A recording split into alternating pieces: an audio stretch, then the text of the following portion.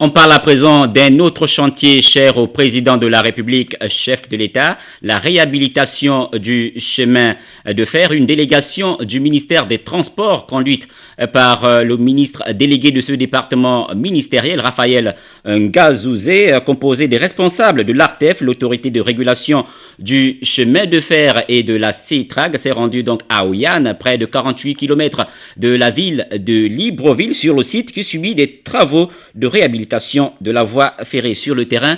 Félicien Burgakumba et Eric Mokoko. Retard de train, accident à répétition sur la voie ferrée, déraillement, blocage des passagers en pleine forêt, l'épine dorsale du transport au Gabon est depuis quelques années au centre de toutes les critiques et des inquiétudes des plus hautes autorités de l'État et des populations.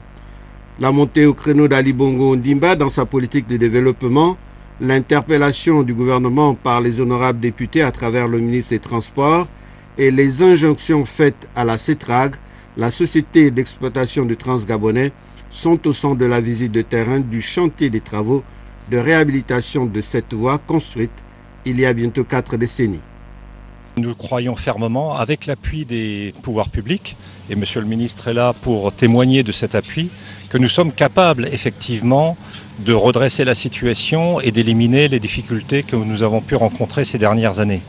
Donc je dirais aujourd'hui, CETRAG a commencé à s'engager et va continuer à s'engager pour que effectivement le chemin de fer transgabonais retrouve son lustre d'antan, que les problèmes que nous avons expérimentés ces dernières années ne soient plus qu'un mauvais souvenir dans quelques temps, mais ça nécessite effectivement des investissements très importants qui doivent être consentis à un moment difficile où l'équilibre financier est en difficulté pour CETRAG.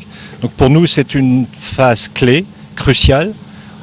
Nous sommes parfaitement conscients du fait que nous sommes concessionnaires de par la volonté de l'État gabonais, que nous ne pouvons pas réussir seuls. Nous avons besoin de l'appui de l'État en particulier. Nous avons besoin de ses conseils et le président de la RTF à côté de moi est là pour nous aider à nous orienter dans la bonne voie. Mais je crois qu'aujourd'hui, nous avons trouvé les solutions qui s'adaptent et qui vont être mises en œuvre. Pour Raphaël Ngazouzé, le chemin de fer doit retrouver son lustre d'antan et correspondre non seulement aux attentes des Gabonais, mais surtout à celles du président de la République.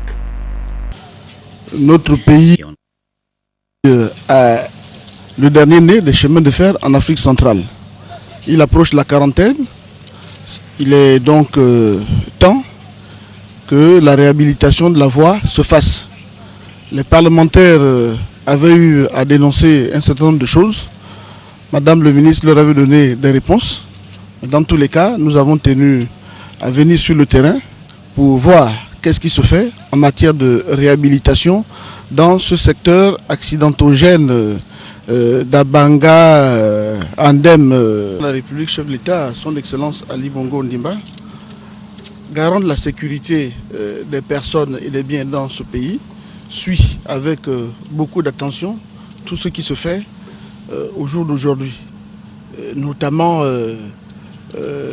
les difficultés de trafic et autres perturbations. Et c'est pour cela qu'il a demandé au gouvernement de tout faire pour qu'avec nos partenaires, les choses puissent s'effectuer normalement.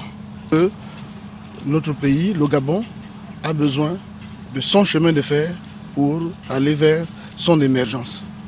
Pour ces travaux qui ont démarré le 24 mai dernier et qui vont s'étendre sur l'ensemble de la voie ferrée, la CETRAG se donne le défi de la responsabilité avec comme objectif sécurité, qualité de service et performance à l'endroit des usagers, des partenaires et aussi des opérateurs économiques.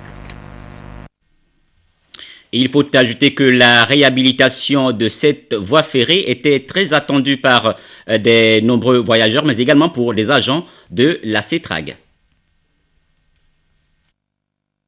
De la voie ferrée et les conséquences de celle-ci sur le trafic ferroviaire au centre de la visite du ministre délégué au transport au PK 111 au départ d'Ovendo et exactement à 7 km de la gare de Yann dans le cadre de la réhabilitation de cette voie qui est au centre des préoccupations du président de la République Ali Bongo Ondimba en matière de transport ferroviaire. Les travaux entrepris par la CETRAG sont à leur deuxième étape après la zone PK 94-95 sur l'axe Mbel-Oyan.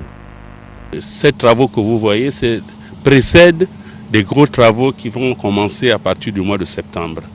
Donc ici, on le fait pour déjà stabiliser la voie, parce que en fonction de la situation d'instabilité, la voie avait déjà une certaine hauteur qui ne permettait pas l'ancrage de cette infrastructure, donc la voie.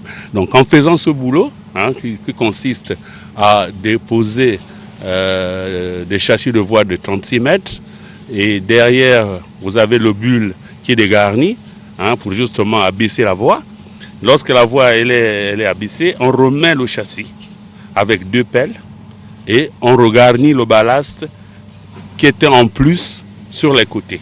Et derrière, on fait un jackson. Derrière ces travaux, on a la certitude que les trains peuvent circuler normalement. Pas normalement parce qu'il faut faire, il y a toujours une vitesse de 30 à l'heure pour essayer d'atteindre la stabilité et vérifier si le travail qui a été fait est compatible avec la sécurité des circulations. Donc ici, on peut rassurer nos clients et nos partenaires en disant que le chemin de fer, ces travaux ne font pas la discontinuité de la voie. On dégage bien les panneaux, comme je vous ai dit, on les remet en place pendant l'intervalle de 6 heures. Donc derrière, on autorise les circulations, peut-être pas à une vitesse de 60, mais 30 à l'heure. Que le chemin de fer est toujours en fonction et que la sécurité, la première exigence du ferroviaire est assurée. Avec la visite de Raphaël Ngazouzé, qu'accompagnaient les responsables de l'autorité des régulations du chemin de fer et de la CETRAG, il s'agit de relever le défi de la sécurité et d'une meilleure offre de services avec des travaux qui vont s'étendre sur l'ensemble du Transgabonais. Les interventions actuelles se font sur les sites les plus critiques.